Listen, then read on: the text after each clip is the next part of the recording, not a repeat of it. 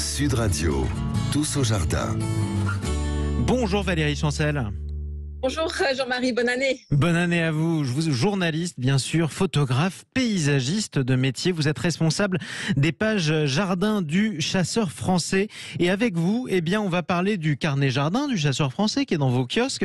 Et on va commencer par vérifier ce qu'il faut surveiller en janvier dans les jardins, les potagers. Oui, alors dans le carnet jardin du Chasseur Français, tous les mois, voilà, on dit tout ce qu'il faut faire au potager, au verger, au jardin d'ornement. Alors au potager, ce mois-ci, c'est bien sûr le moment de choisir ses graines et on peut déjà commencer à semer à la maison les graines de coriandre. Oui. Donc les gens qui aiment bien ça pour parfumer leur salade, c'est super.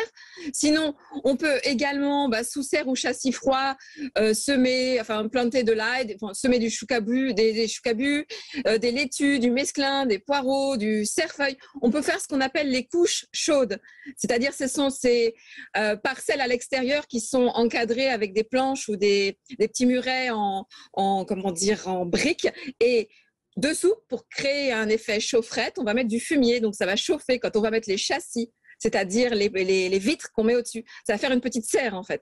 Donc il y a plein de choses à faire au potager. Et c'est pas parce qu'il fait froid qu'il ne faut pas le faire. On quitte le potager, on va au verger, les fruits.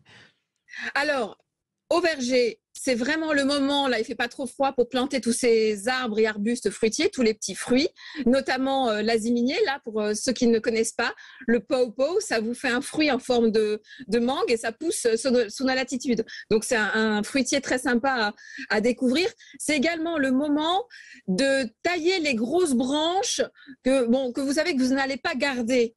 Parce que pour ce qui est, pour tous les pommiers, pour tous les poiriers, il vaut mieux attendre le mois de mars pour tailler les arbres. Mais là, déjà, si vous savez qu'une branche, vous n'allez pas la garder, c'est pas la peine d'attendre, vous pouvez le faire.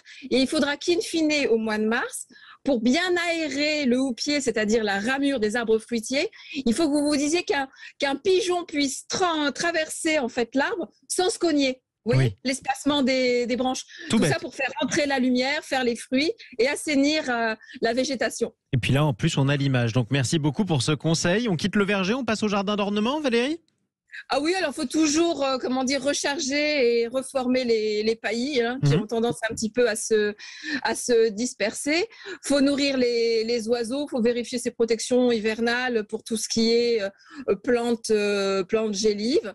Voilà, mais bon, tranquille, c'est le début de l'année, tout le monde se réveille, tout le monde a passé un bon réveillon. Donc, choisir ses semences, c'est un mois un petit peu creux, mais c'est le mois qui permet de bien se préparer pour le printemps. Voilà. C'est le moment d'imaginer ce qu'on veut avoir dans son jardin pour cette nouvelle année 2022.